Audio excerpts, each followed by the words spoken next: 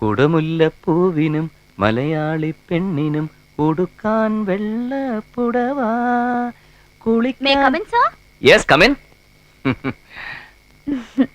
പുതുപ്പെണ്ണെന്താ ഈ വേഷത്തില്? ഹോ, ഇപ്പഴാ ഒരു റിലീഫ് കിട്ടിയത്. വെറുതെ പട്ടുസാരിയും വലിച്ചു വാരി ചുറ്റി കുറെ ആഭരണം ഇട്ട് എന്തൊരു ചൂടായിരുന്നു, വേർത്തൊഴുകായിരുന്നു. ഇന്ന് ആദ്യമായിട്ട് ഞാൻ സാരി ഉടുക്കുന്നത്. Ya, for the first time. AC ഇല്ലേ? Assistant commission ലീവിലാ.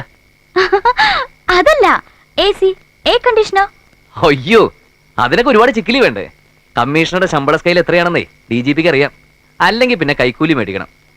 AC വേണമെന്നൊക്കെ നിർബന്ധം പിടിച്ച് എന്നെ കൊണ്ടത് വാങ്ങിപ്പിക്കുവോ? എന്റെ കുടുംബാന്തരീക്ഷമൊക്കെ ഗീതുവിന് മനസ്സിലായി കാണുമല്ലോ. സംഗീതയെ പ്രസവിച്ച് 6 മാസം കഴിഞ്ഞപ്പോഴായിരുന്നു അമ്മയുടെ മരണം. ഞാനും സഹോദരിമാരും തമ്മിൽ ഒരുപാട് പ്രായവ്യത്യാസമുണ്ട്.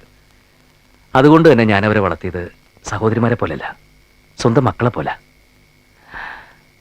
അടുക്കള കാര്യങ്ങള് ഞങ്ങളെല്ലാം ചേർന്നാ ചെയ്യുന്നത്. കുട്ടന്മാർക്കെല്ലാം അറിയാം. കുട്ടന്മാരോ? അതാരാ? സാവിത്രിയും സംഗീതയും എനിക്ക് കുട്ടന്മാരാ.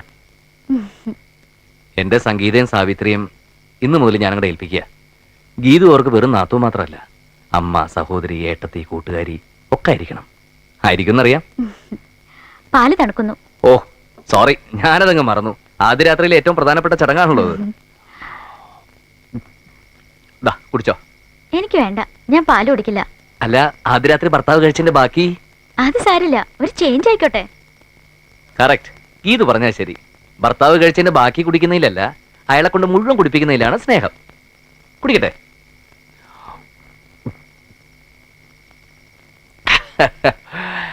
ഇനി ലൈറ്റ് അണയ്ക്കണം, കിടക്കണം.